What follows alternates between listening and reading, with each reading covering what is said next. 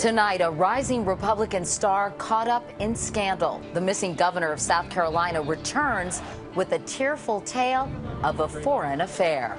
I developed a relationship with what started as a dear, dear friend from Argentina. I'm Katie Couric. Also tonight, cracking down on Medicare fraud. Dozens of people in 3 major cities are indicted in a scheme to file bogus claims and cheat taxpayers out of $50 million. A CBS News investigation, a shift in policy in the war on terror, the U.S. now targeting the Afghan drug lords who bankroll the Taliban. And what's your teenager been up to? This one's been up to the top of the world 7 times. This is the CBS Evening News with Katie Couric. Good evening, everyone. Mystery solved. We now know where the governor of South Carolina was and what he was doing, and he wasn't hiking the Appalachian Trail. Mark Sanford, who disappeared without a trace last week, resurfaced today, and the governor, once talked about as a possible Republican presidential candidate, revealed he'd been in Argentina having an extramarital affair. Kelly Cobiella has the latest on this scandal from outside the State House in Columbia, South Carolina. I hurt her. I hurt you all. I hurt my wife. I hurt my boys. I hurt friends like Tom Davis. I hurt a lot of different folks. And all I can say is that I apologize. 18 minutes, a soft-spoken and often tearful Governor Mark Sanford turns the South Carolina State House into his confessional. I've been unfaithful to my wife. I developed a relationship with what started as a dear, dear friend from Argentina in just a casual email back and forth, in advice on one's life there and advice here. But here, recently, over this last year, it developed into something much more than that. The normally reserved governor bared his soul about the woman, but never mentioned her by name. From a heart level, there was something real. Identifying her only as an Argentinian with 2 children. His wife, Jenny Sanford, said she asked him to leave 2 weeks ago to, quote, maintain my dignity with the goal of ultimately strengthening our marriage. Today, she was not by his side. First and only time you've been unfaithful. Yes. Sanford immediately stepped down from his high-profile post as chairman of the Republican Governors Association, but ignored questions about whether he'd step down as state governor. In a statement later, he said he'd devote the rest of his term to building back the trust the people in this state have placed in me. That may be tough. Today, he admitted he kept the public and his own staff in the dark. Sanford disappeared from the governor's mansion on Thursday. On Monday, his wife said she didn't know where he was, and his staff said he was hiking the remote Appalachian Trail. But this morning, a reporter from the state's largest newspaper surprised him at Atlanta Hartsfield Airport as he arrived from Buenos Aires. I spent the last 5 days of my life crying in Argentina. Critics from within his own party called Sanford's disappearance unacceptable. You know, the people of South Carolina elected a governor to be 24/7. You know, we as elected officials can't just go off and not be bothered. Our people look to us 24/7. It had been a contentious few months for the governor, who tried to refuse some federal stimulus money. Sanford lost the battle, but his profile as a fiscally conservative hero soared. He was even mentioned as a possible presidential candidate in 2012. That rise now has to be considered over. He not only has his personal problems to deal with, but what we saw in his press conference was just the unraveling of a human being before the cameras. Just a short while ago, the newspaper The State released emails it says are between the governor and his alleged mistress, identified only as Maria. In them, he writes about his attraction to her, saying, "You have the ability to give magnificent, gentle kisses. I feel a little vulnerable because this is ground I have certainly never covered before. Please sleep soundly knowing that despite the best efforts of my head, my heart cries out for you and an even deeper connection to your soul." With Maria responding, "You are my love. I can't redirect my feelings, and I am very happy with mine towards you." Katie. All right, Kelly Kobayea, thank you. How embarrassing. Meanwhile, Jeff Greenfield is our senior political correspondent. Jeff, this is obviously bad timing for the governor, but it's also bad timing for the Republican Party. For the second time in a week, you've had a prominent Republican forced to step down from a party leadership post because they had to confess adultery. Governor Sanford today, Senator John Ensign of Nevada just last week, who left his post as head of the Senate Republican Policy Committee. And the two stories kind of feed on each other. It's not 1 + 1 = 2, I think, Katie. All right. And a lot of this is about 2012 and the next presidential election, who's going to be the nominee. But what is the short-term political fallout from this, Jeff? I think for the first time, Republicans have seen some vulnerability with President Obama. Some poll numbers make the point. While his approval ratings remain high, some doubts are growing about whether he can control the budget deficit, whether he's spending too much. We've seen poll numbers that suggest independents are losing a little bit of their faith in him because they see him maybe as more of a liberal. But how do the Republicans make this point when this thing has become such a soap opera? It sounds like some of their folks are trying to replace John and Kate +8. And if you look at 2012, you have Ensign and Sanford, obviously, away from the picture now. You had Bobby Jindal of Louisiana, the governor, had very poor notices because of that response to State of the Union. Newt Gingrich has had to backtrack from some of his comments about Supreme Court nominee Sotomayor. And John Huntsman, the governor of Utah, nothing happened bad for him except that President Obama's made him ambassador to China, so he's out of the picture. They'll find somebody. Can Governor Sanford survive this and stay governor? I think at the end of his tour, we're going to find out whether people regard him as Bill Clinton or Eliot Spitzer, Katie. All right. Jeff Greenfield, as always, Jeff, thank you so much. Now, turning to health care, President Obama is determined to get the cost down, and one way to do that is to eliminate fraud. Today, as Nancy Cordes tells us, dozens of people were arrested in an alleged scheme to defraud Medicare of $50 million. Some of the suspects were living the high life. CBS News got exclusive video of this arrest in a wealthy Detroit suburb. In all, 53 people in Detroit, Miami, Denver, and Fresno were charged with bilking Medicare. I am totally innocent. According to federal indictments unsealed today, the suspects billed Medicare for injection and infusion therapy that was either medically unnecessary or never administered. They offered cash kickbacks to patients to play along and invented sham companies to launder the money. This is not a victimless crime. Every person who struggles to pay for health care benefits, every older person who worries about Medicare's ability to cover them, these are all victims. Watchdog groups estimate that anywhere from 3 to 20% of all Medicare spending is fraudulent. That's up to $70 billion a year wasted.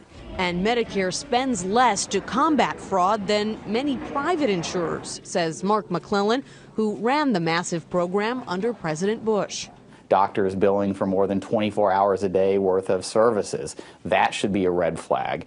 To detect those kinds of problems, though, you need good computer systems in place. Administration officials admit the $50 million scam they stopped today is just a drop in the bucket, but they say they wanted to send a message that they plan to crack down on these crimes. Katie? Nancy Cordes, thanks very much. Turning now to the crisis in Iran. Riot police once again flooded the streets of Tehran today and quickly overwhelmed protesters who had gathered outside Parliament. With no Western TV cameras left, the only images are provided by cell phone video. Mir Hossein Mousavi, the defeated presidential candidate who initially led the protests, has not been heard from in a week. But today his wife posted a message online blasting the government for acting as if it had imposed martial law. Meanwhile, Iran's supreme leader toughened his stand today, saying he won't give in to pressure from those who want a new presidential election. President Obama's response to the government crackdown has been criticized by some Republicans as timid. Today, in an exclusive interview with CBS News, former British Prime Minister Tony Blair came to his defense, saying he believes the protesters understand the tough position the president is in. I don't think any of those people out in the street in Iran, who incidentally are utterly in touch through the internet and elsewhere with the modern world, I think they will completely understand that he's trying to manage a situation in which he obviously is supportive of them, but doesn't want to end up in a situation where his attack on the regime is then used as a reason to act against them.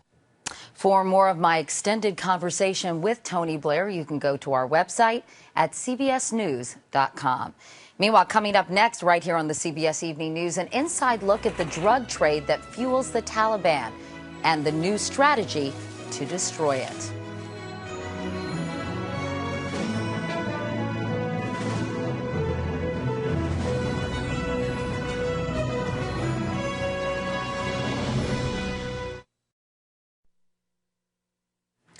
Now to the war on terror. For years, the U.S. military tried to cut the Taliban's money supply by destroying Afghanistan's poppy fields. But today, Special Envoy Richard Holbrooke told Congress that that was a failure. So now the U.S. is shifting its target from the farmers to the drug lords. Our chief investigative correspondent, Armen Keteyian, has exclusive information about the latest arrest. Handcuffed and surrounded by agents from the Drug Enforcement Administration, Haji Bajko landed at Andrews Air Force Base early this morning, indicted on federal drug charges tied to his alleged financing of the Taliban.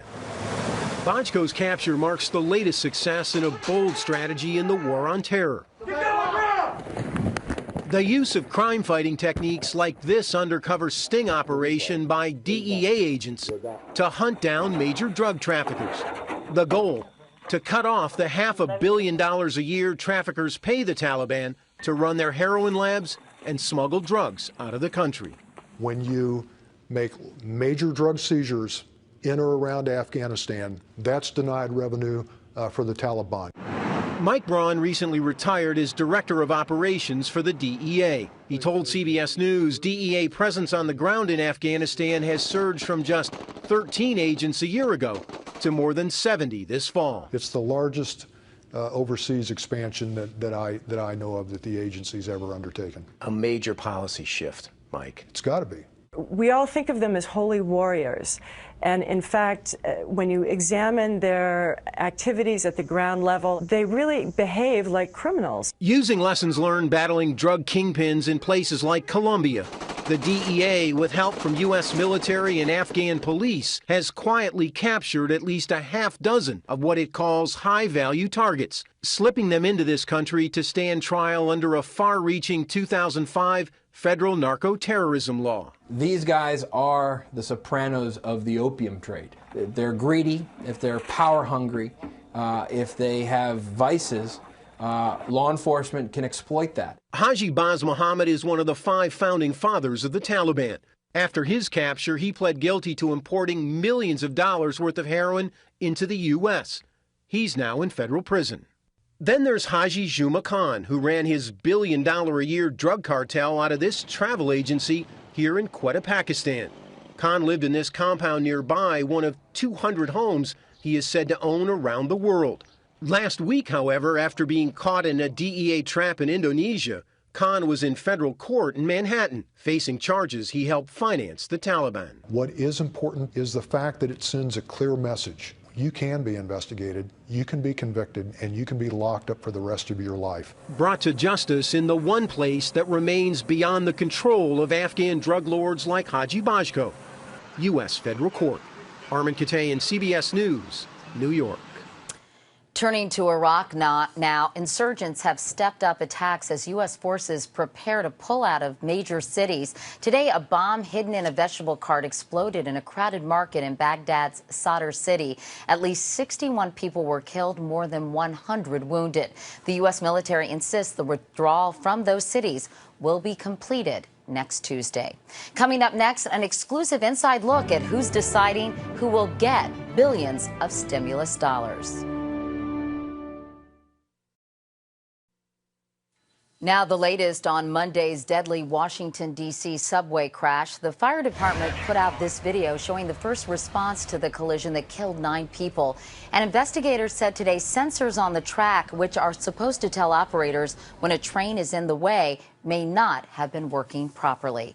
From CBSMoneyWatch.com, the Federal Reserve decided today to keep interest rates at their record low levels to try to spur the economy. The Fed says it sees signs the recession is easing, and it says the stimulus should help get the economy growing again. In the meantime, all that government spending is shifting the center of economic power in this country to Washington. Anthony Mason continues our series, Life After Debt. The Digital Bridge Company is trying to bring broadband internet technology to the small town of Appomattox, Virginia. But in this economy, financing is not easy to find. It has been incredibly hard to raise venture capital, and only the best business plans get funded. Private investment into these kinds of deals has collapsed from $30 billion in 2007 to only an estimated $18 billion this year. With the American banking system rocked by the economic crisis, this is no longer the country's financial center. American businesses looking for capital are turning from Wall Street to K Street. Very simply, Washington has become the financial capital of the United States. International business consultant Ian Bremer. Washington is going to drive who the winners and losers are going to be out of this crisis, and that really changes the ballgame. These were awarded for 5 years. So businesses are signing up for matchmaking sessions to link them with government agencies giving out stimulus money. Wherever the government is actually where you need to be. Or heading to K Street, headquarters for Washington's high-powered lobbyists. So they're coming to you and saying, how do we qualify? Thomas Hale Boggs Jr. is often called the king of K Street. How many lawyers do you have? 600 and some. 600 and some. Yeah. His firm, Patton Boggs, is getting clients they've never had before. Companies, small towns, even banks who want a piece of the action. If the government's the bank, how much money is there in the bank? The total pie is way over $2 trillion. That's a big bank. It's a big bank. We're now at $219 million in outlays. Government officials like these at the Transportation Department can't give it out fast enough. $48 billion needs to get out within 2 years. The money does come with conditions. We aren't just standing on the street handing out money to anyone. But if Wall Street's vice was greed, Washington's vice is politics. It's not just about what Obama wants, it's also about what Congress wants, and that creates inefficiencies, it slows down the process. How long is this going to be the financial capital? Well, I would say that it's going to certainly be the financial capital for the next 5, 6, 7 years. And Digital Bridge is banking on it. We have currently 150 plus applications that we're getting ready to submit, and they total for about $40 to $50 million in stimulus funding. America's financial landscape is changing, and so is the economy's power structure. Anthony Mason, CBS News, Washington. And tomorrow, with consumer spending down, what Sears is doing to get you to open your wallet again. And for more on this series online, you can go to cbsmoneywatch.com. Turning to Hollywood now, where there will be twice as many choices next year for a Best Picture Oscar. The Motion Picture Academy has raised the number to 10 for the first time since 1943. The idea is to give more films a shot at an Oscar and boost TV ratings for the awards ceremony. Coming up next, America's top teen reaching amazing heights.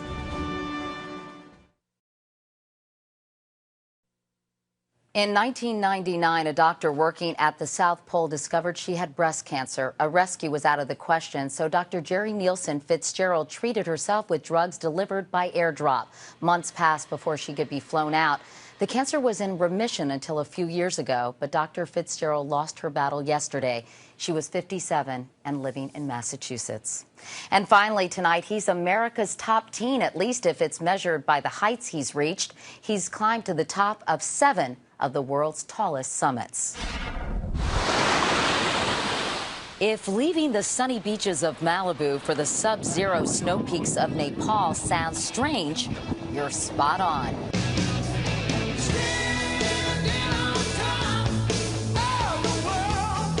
At 17, California native Johnny Strange is the youngest person ever to conquer the tallest summits on each of the 7 continents.